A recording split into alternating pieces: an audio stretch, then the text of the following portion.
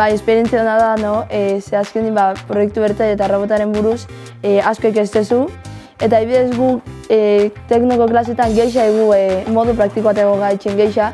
Gero biologian ego, jake proiektu zer ikusi zauke biologiarekin, biologiako klasetan bego galantzen proiektu eta hondi jalantzen ga. Ez da izen erretza ez, aurten ozeanuk ikertzen da bezan zientzialari zein laguntzeko erronka hori uki dugu eta egoga kontaktun zientzialari askokin, haurek lagundu aldozkuen, ikaslik eure topautxue kontaktu asko eta lortu agulea helburu hori. Ni proiektu lanin eta proiektu da laguntzi itsasoko langileei. Eta sortzi teknologisako makina ezberdinek alizeteko langilik modu erretzau baten lan hain. Proiektu guztietan hasian ez, geroa lan gehiago ditxau eta geroa gogoiz ez ditxau, beraz harremanak ez dutzen goiz, igual gitxea erutega zen jentiaz.